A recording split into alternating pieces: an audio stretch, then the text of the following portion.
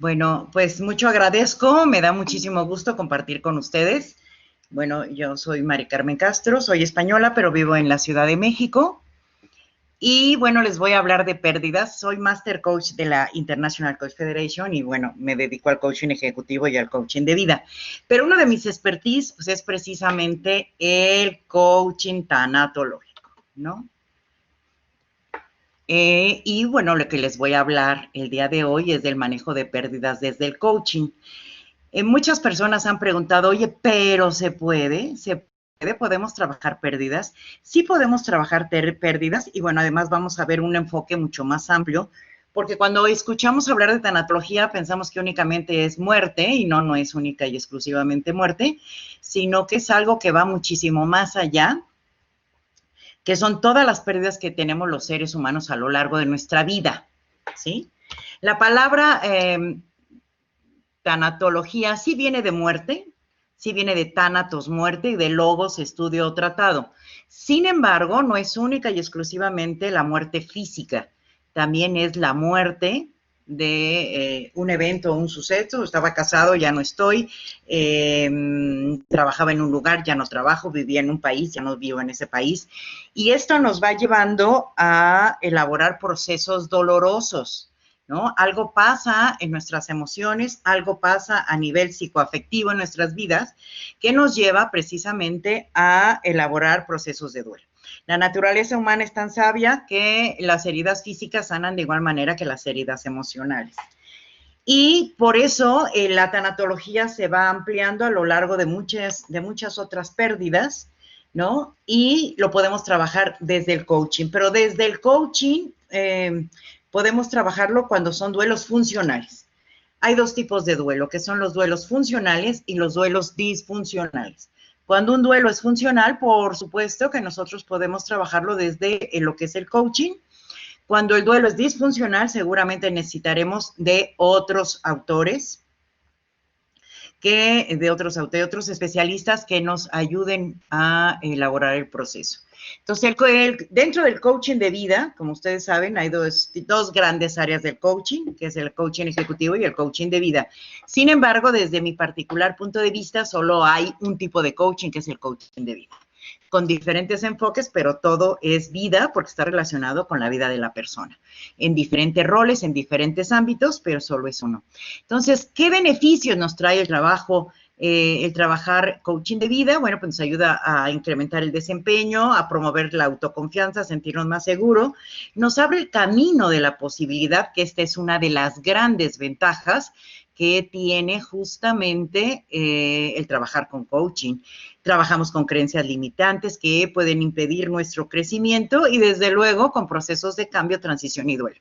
Dentro del coaching de vida está el coaching tanatológico y es justamente de lo que vamos a hablar el día de hoy. Se puede decir, bueno, uno de mis libros así se llama, Coaching Tanatológico, y se puede decir que, bueno, soy como la creadora de lo que es el coaching tanatológico. Pero antes de entrar en materia de lo que son pérdidas, yo sí quiero dar como el sustento, es como un sustento filosófico de todo lo que es no únicamente el tanatológico, sino yo diría que es el sustento desde la parte también del coaching. Nosotros trabajamos con esto, porque nuestra materia prima es precisamente el ser humano. Y si no tenemos claro lo que es el ser humano, pues va a ser muy difícil que podamos hacer intervenciones exitosas. El ser humano, según la Asociación Internacional de Psiquiatría, es una unidad bio, psico, social y espiritual, ¿no?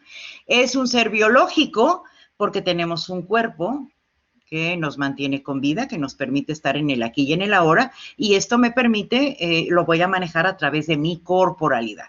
Pero no solo somos biológicos, sino que también somos psicológicos porque manejamos la afectividad y también la conciencia, pero una conciencia con C, la conciencia de percatarme que estoy aquí, la conciencia de percatarme que estoy sentada en una silla, ¿no? Es esa conciencia como más sencilla que todos tenemos, pero que hasta compartimos con los animales, que por eso dicen que los animales regresan al mismo espacio, pero no solo es esto que parte de que regresen, que sean o que tengan la inteligencia que tenemos los seres humanos, ¿no? Es algo que va muchísimo más allá. Y esta conciencia con C es la que me permite nada más percatarme de lo que está ocurriendo en mi entorno. Sin embargo, si ustedes observan, más abajo hay una conciencia con ese C como órgano de sentido de vida. Y los seres humanos tenemos una afectividad que está formado por emociones, sentimientos y pasiones. Las emociones y los sentimientos, ¿sí? Con frecuencia hay muchos autores que confunden y los utilizan de manera indistinta.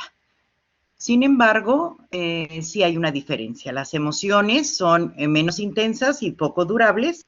Los sentimientos son más intensos y más duraderos. Son menos intensos y más duraderos, y las pasiones son muy intensas y muy duraderas. Y aquí entra esta conciencia también. Y los seres humanos también somos sociales, ¿por qué? Porque necesitamos vivir en sociedad. Necesitamos vivir de esta manera, de estar interrelacionados unos con otros. Somos sistémicos, vivimos en sistemas. Y desde la parte espiritual viene a ser como la justificación y el sustento del coaching, que vamos a dividirlo en dos. Teológicamente, la relación con un ser supremo, llámale como le llames, como tú le quieras llamar, llámale Dios, naturaleza, vida misma, como tú le quieras llamar. Y filosóficamente es las dos facultades específicamente humanas, que son la inteligencia y la voluntad. La inteligencia, cuya finalidad es la búsqueda del conocimiento, como todos sabemos, en coaching manejamos que nadie posee la verdad absoluta, que todos tenemos lo que vamos descubriendo como nuestras verdades y aquello que nos va apareciendo, ¿no? Como algo que vamos buscando a lo largo de nuestra vida y en ese momento creemos que es una de las verdades. Pero eso no quiere decir que sea una verdad absoluta. Hemos visto cómo las grandes verdades científicas se han caído, ¿no? Como aquello que pensábamos que era, nadie podría tirarlo, pues se cae. Entonces, nadie posee la verdad absoluta. Todas son verdades relativas. Vivimos en mundos interpretativos y cada quien tiene su propia verdad. Y entonces, filosóficamente, poseemos la inteligencia cuya finalidad es el conocimiento, pero también poseemos una voluntad cuya finalidad es el querer, y lo que busca es el bien obviamente de la persona. De estas dos facultades específicamente humanas se deriva la libertad. Todo esto que estamos viendo en este momento es una división didáctica. Todos sabemos que en realidad nada de esto se puede dar separado. Por eso somos una unidad biopsicosocial y espiritual. Lo que ocurre en un área va a repercutir necesariamente en las demás áreas. Por eso se habla que del 90 al 80% de las enfermedades físicas tienen un origen emocional. O sea, hay muchas enfermedades que están comprobadas que tienen un origen emocional, como gastritis, colitis, migrañas, donde las personas pues van teniendo enfermedades físicas, sintomatología física, pero el origen puede ser totalmente emocional, de un mal manejo emocional que no esté funcionando. Sin embargo, cuando ya hay sintomatología, pues se requiere de la atención física o de la atención médica.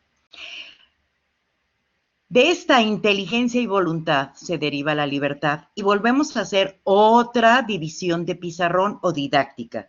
La división didáctica es dividir a la libertad en dos, que es la libertad que es la libertad de hacer lo que se me da la gana, y esa libertad nos encanta a los seres humanos.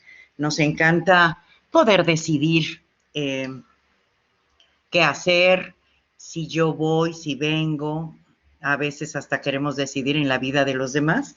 Y no nos percatamos que nosotros no podemos intervenir en la vida de nadie, ni nadie podrá intervenir en la vida de nosotros, porque poseemos esa libertad. Y esa nos encantaría. Sin embargo, no siempre tenemos la posibilidad de poder elegir y decidir lo que yo quiero hacer. Y por eso muchas personas van diciendo que no somos libres. Algo de lo que estamos viviendo ahorita en esta época de pandemia es precisamente esto. Hay muchas personas que dicen que nos están quitando la libertad, que ya no somos libres, que no podemos movernos. Bueno, tu libertad física puede ser coartada en beneficio del bien común o de una sociedad. Sin embargo, esto no quiere decir que no seas libre, porque hay una libertad para, y esa libertad para es la capacidad que tenemos los seres humanos para responderle a la vida. Y ahí es justamente donde radica la libertad como tal, en esa libertad para, es la libertad para responderle a la vida, la libertad para decidir qué quiero hacer con lo que me está pasando, qué quiero decidir con lo que estoy viviendo, qué es lo que está pasando con mi vida. Y entonces, ahí es donde no nos gusta porque a lo mejor yo no elijo lo que quiero, pero sí me toca responderle a la vida y eso no nos gusta. La libertad sería maravillosa si pudiéramos elegir y aparte acatar las consecuencias de mis decisiones, de aquello que yo estoy decidiendo, pero no siempre es así. No siempre, yo diría que muchas veces no es así, simplemente, ¿no? Me toca responderle a la vida como es ante la muerte, como es ante las pérdidas. Ante las pérdidas a los seres humanos, lo que nos toca, lo que corresponde, es responderle a la vida. Yo no lo elijo. Yo no elegí morir, mucho menos elegí que mueran mis seres queridos. Yo no elegí vivir en época de pandemia. Yo no elegí a lo mejor que mi jefe ponga ciertas reglas en el trabajo. Eso no lo decido yo, lo deciden otros. Y esto no quiere decir que no sea libre. Por supuesto que eres libre de decidir cómo le vas a responder a la vida. Y ese es el mayor regalo que tenemos los seres humanos. El mayor regalo que tenemos es esa capacidad de poder decidir cómo le voy a responder a la vida.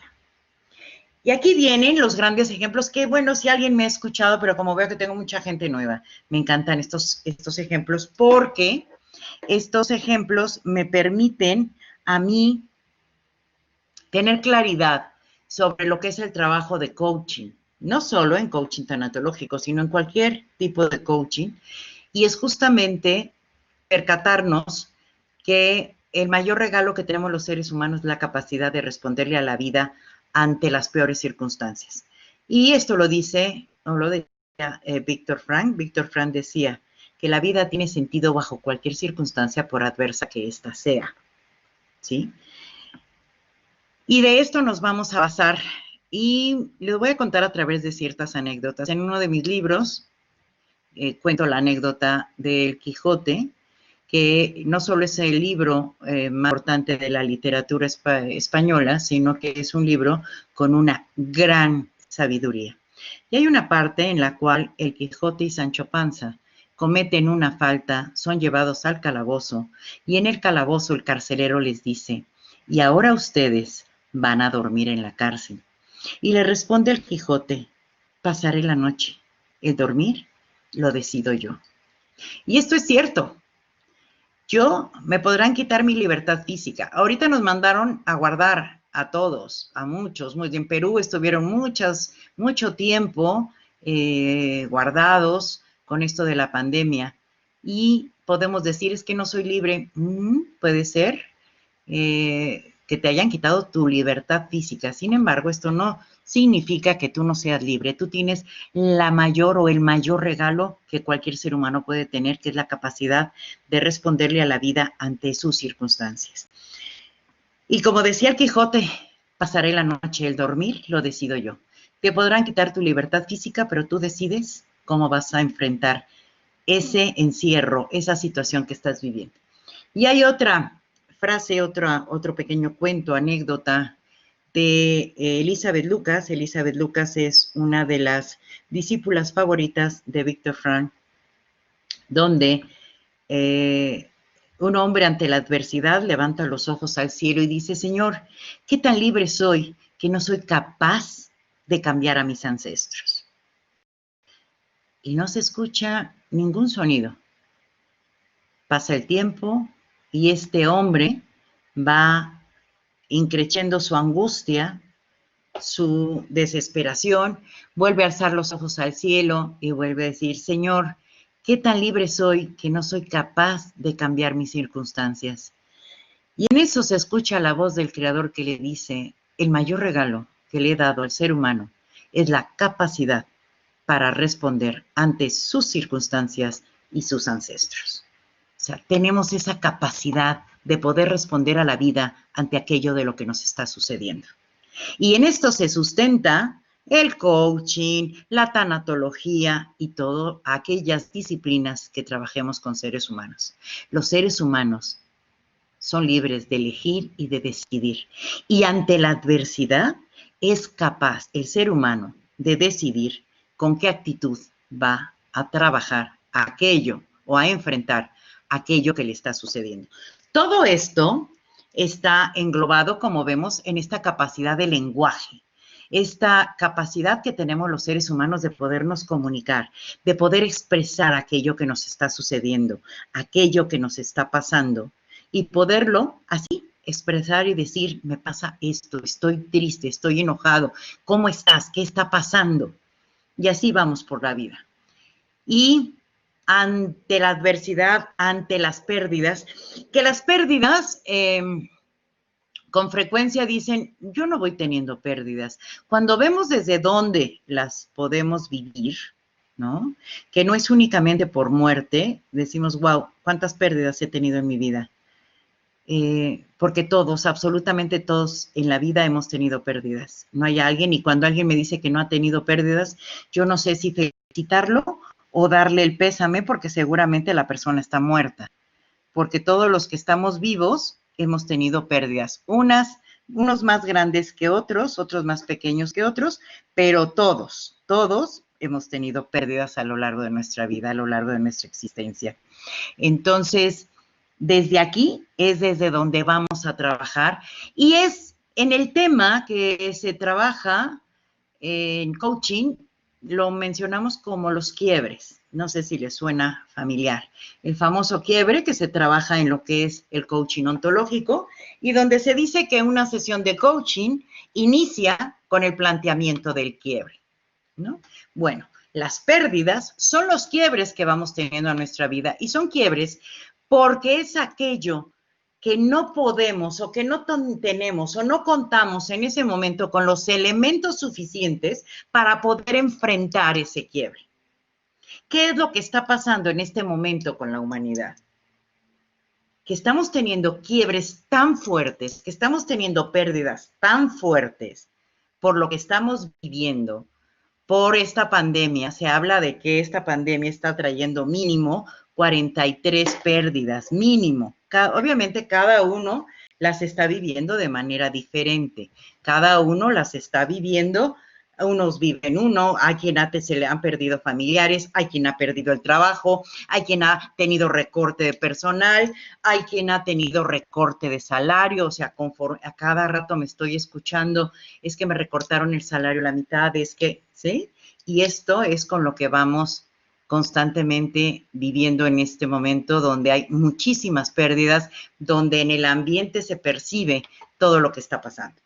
Y, bueno, esto nos permite, la idea es permitirnos poder vivir y elaborar estos procesos de duelo, ¿ok?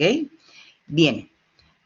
¿Qué es? Cuando escuchamos esta palabra, la palabra pérdida es tan fuerte, es como muy fuerte, yo no sé, pero traten los que me están escuchando, traten de identificar qué les genera dentro de su cuerpo cuando escuchan la palabra pérdida. Y estoy segura que los sentimientos que aparecen no son agradables, no son nada agradables porque puede generar confusión, puede generar tristeza, miedo, seguramente muchas cosas, ¿no? Pero los sentimientos generalmente, temor me ponen aquí, me estremece con tristeza, ¿sí? Muchos sentimientos, miedo, muchos sentimientos que no son agradables, con el simple hecho de escuchar la palabra pérdida. ¿Por qué es tan fuerte la pérdida? La pérdida es tan fuerte porque es algo que generalmente yo no decido dar o donar. A mí no me preguntaron si yo quería una pandemia en este momento o yo quería angustia, dice Elizabeth, tristeza, dice Rocío. A mí no me preguntaron si yo quería una pandemia donde yo iba a estar confinada, donde yo iba a perder seres queridos, tristeza. Y se han generado una serie de sentimientos que no son nada agradables. Nadie me preguntó, a mí nadie me preguntó. Simplemente ocurrió. Pero aquí vuelvo, ¿y por qué hice esa introducción filosófica al inicio? La hice justamente, ¿no?, para percatarme que yo tengo la capacidad de responderle a la vida ante las circunstancias, por adversas que esto sean. Y por eso, gracias a esa facultad, podemos responderle a la vida. Si no, ¿qué vamos a hacer? ¿No? Entonces, las pérdidas nos ocurren a todos. Las pérdidas pueden entrar en nuestras vidas por diversas áreas y ya las veremos, pero primero quiero profundizar un poquito más en la pérdida y por qué es tan fuerte la pérdida. Y la pérdida es fuerte porque yo no decido. Es muy diferente si yo digo, toma, yo te regalo esto, yo te doy aquello, no me lo quiten, no me lo arrebaten, porque si me lo arrebatas, entonces sí elaboro un duelo. Si yo decido, está bien. Y para esto hay una anécdota de Jorge Bucay, donde va, imagínense un mercado que está lleno de personas, lleno de gente, que bajan a ofrecer sus mercancías. Y hay un hombre que baja con una mula y en ese mundo de personas pierde a la mula y empieza a gritar, he perdido mi mula, he perdido mi mula. La gente voltea, lo mira con asombro, pasa y voltea la cabeza como diciendo, yo no he visto la mula. Pasa el tiempo, la mula no aparece y este hombre continúa gritando, he perdido mi mula, he perdido mi mula. Y nada ocurre. Pasa el tiempo, se acerca la noche y la mula no aparece. Entonces este hombre en la desesperación grita, he perdido mi mula, he perdido mi mula, y daré de recompensa a quien me regrese mi mula, mi mula. La gente voltea y le dice, ¿cómo es posible que estés tan desesperado por no encontrar a tu mula, que si la encuentras, la vas a donar? Y este hombre responde, porque prefiero saber regalarla que saberla perdida. Y esto es verdad. Si yo te lo regalo, a mí no me sucede este duelo tan fuerte, porque yo te lo di, yo decidí dártelo. Si la vida me lo arrebata, o si alguien me lo arrebata, en ese momento, claro que a mí me suceden cosas. Claro que a mí me pasan cosas y elaboro procesos dolorosos. Esa es la gran diferencia con las pérdidas. Generalmente yo no lo decido. Ninguno de los que estamos aquí decidimos vivir una pandemia. Ninguno de los que estamos aquí hemos decidido que fallecieran seres queridos, perder trabajo, limitarnos el movimiento. Muchos de estas circunstancias que nos hemos visto limitados en este momento. No lo hemos decidido. Por tanto, las pérdidas entran o un duelo surge ante cualquier pérdida, como muerte, como la pérdida de la salud o el afrontamiento de una enfermedad, la ruptura matrimonial o el divorcio, ¿sí? Por la pérdida del empleo o del estatus laboral como consecuencia de cambios organizacionales, la movilidad laboral o académica que implique un cambio de residencia, que estarte moviendo, esta migración que se va viviendo, el distanciamiento de la familia y de las amistades, la expatriación y la repatriación, perdón, cuando tienes que abandonar tu país, el robo, y todo cambio significa una pérdida. De hecho, hay un autor que se llama Niemeyer, que es una de las personas que más está estudiando o ha estudiado lo que es el proceso de duelo, ¿sí? Y él dice que la vida obliga al ser humano a renunciar a todas las personas y cosas amadas, ya que todo, absolutamente todo en la vida lo podemos perder. Piensen en algo que no puedan perder. Si lo encuentran, por favor, escríbanmelo. ¿Qué es aquello que no puedes perder en la vida? Yo te diría, la fe la puedes perder. La dignidad la puedes perder. Me escribió Marta que la dignidad, claro que la puedes perder. La libertad física, claro que la puedes perder. La vida, claro que la puedes perder. Esa casa maravillosa, ese trabajo maravilloso, esos hijos maravillosos, ese marido, esa esposa, claro que todo, todo en la vida, absolutamente todo, lo podemos perder. Todo. Por eso es importante estar preparados para estas situaciones. Todo cambio, dice Neymeyer, todo cambio implica una pérdida, del mismo modo que cualquier pérdida es imposible sin el cambio. Hasta las pérdidas agradables, hasta los cambios agradables implican una pérdida. Como por ejemplo, el nacimiento de un bebé. De repente uno dice, es una maravilla, trae una torta bajo el brazo, ¿no? Mucha gente dice eso, trae una torta bajo el brazo. Y pues, ¿cuál torta, verdad? Sí, es una maravilla, es una, ¿cómo decirles? Es una alegría muy grande el que venga un bebé, pero por lo pronto el sueño nunca jamás vuelves a dormir igual, ¿verdad? Porque pierdes hasta el sueño. ¿Qué es un duelo? El duelo es un estado de pensamiento, sentimiento y actividad que se produce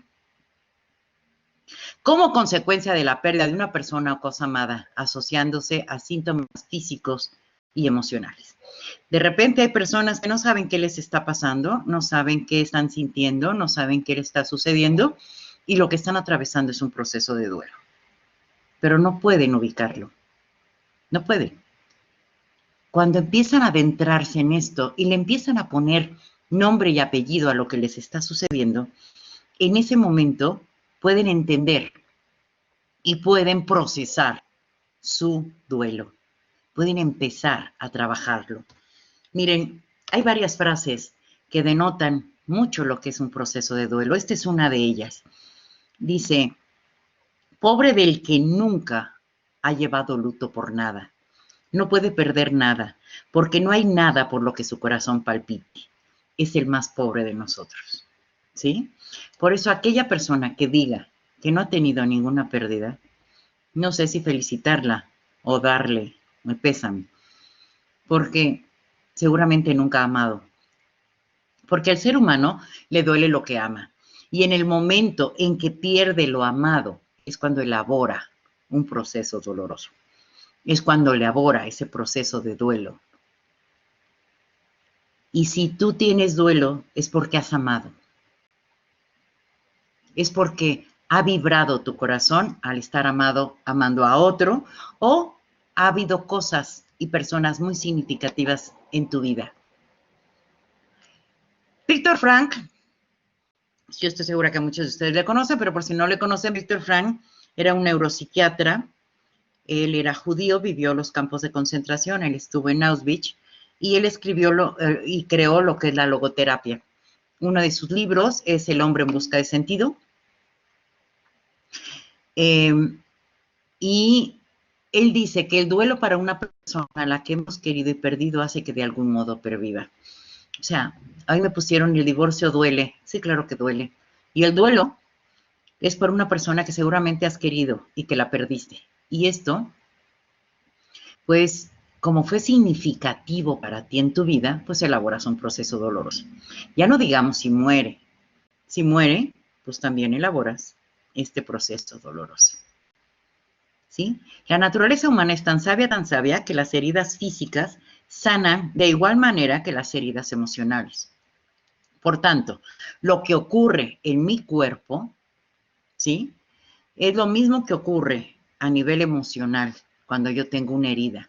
Hay heridas que son muy pequeñas y que con unos días pasa, pero hay heridas que son muy profundas y que requieren de más tiempo para cicatrizar. No es lo mismo que yo tenga un raspón y obviamente todo el día estoy viendo que ese raspón me duele, ¿verdad? a que yo tenga una cirugía a corazón abierto. Si yo tengo una cirugía a corazón abierto, el doctor no me dice al día siguiente, levántate y continúa. Me dice que viva un proceso de duelo. Y aquí es donde tenemos que ir vislumbrando como coaches que los duelos sean funcionales. ¿Qué es esto de que sean funcionales? Que permitan que la persona continúe con su vida. Si la persona continúa con su vida, habrá días difíciles, habrá días regulares, habrá días muy malos, habrá días malos. Si esto ocurre, ¿verdad? Pues está viviendo un duelo funcional. El problema es cuando el duelo, este duelo producido por una pérdida muy significativa, está incapacitando a la persona. Ya no quiere levantarse, no quiere ir a trabajar, no quiere ver a nadie, no quiere hacer nada porque este duelo ya está siendo incapacitante para él. ¿Sí? Entonces, como coaches tenemos que estar como muy atentos. No podemos trabajar los coaches disfuncionales, porque eso corresponde a los psiquiatras o a terapeutas muy especializados, ¿sí? Pero sí podemos acompañar en los duelos que son funcionales. Sí tenemos la formación tanatológica, obviamente, que nos permite, de hecho, la frase o el lema del coaching tanatológico es sobando y empujando. ¿A qué me refiero? Sobo o acaricio el corazón del coachee, pero también voy empujando para que la persona vaya caminando. Imagínense un duelo por divorcio. Un duelo por divorcio donde la persona tiene que ponerse a trabajar y que continuar con la vida. No puedo pasarme acariciando únicamente su corazón, entendiendo que está en un proceso de duelo, sino que necesito que se mueva para que trabaje o para que realice actividades que le permitan estar mejor o generar recursos económicos para seguir viviendo. Por eso el lema del coaching tanatológico es acariciando o sobando y empujando. ¿Ok? Bien. Y también Elizabeth Lucas, perdón, me salté una, ¿sí? Elizabeth Lucas dice que la suerte vivida se aprecia mejor en el luto. Yo no sé si ustedes, a mí, por ejemplo, este año me la he pasado, hace un año todavía viajé mucho a Perú, iba cada mes a Perú, iba cada mes a Guatemala, iba cada mes a varios lugares de América Latina a impartir clases, conferencias y demás. Y ya a veces decía, ay, estoy cansada. Ahorita, ¿quién me diera un viaje? ¿No? Ahorita es, ¿por qué no está ahorita? No tengo mi agenda llena de viajes. Entonces, la suerte vivida se aprecia mejor en el luto. Ahora que no puedo hacerlo, lo valoro mucho más. Qué triste que tenga que pasar esto en la vida del ser humano para poderlo apreciar. Qué triste que tenga que pasar esto en la vida para que puedas decir qué feliz era o qué afortunado era. Pero así es, la suerte vivida se aprecia mejor en el luto. Y al ser humano le duele lo que ama. Y en el momento de perder el objeto, situación o sujeto de su amor, elabora un proceso doloroso. Mientras más te amo, más me duele perderte. Y aquí la noticia es el duelo duele.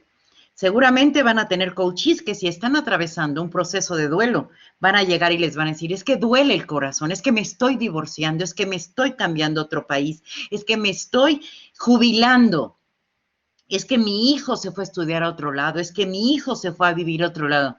Todo eso son procesos de duelo.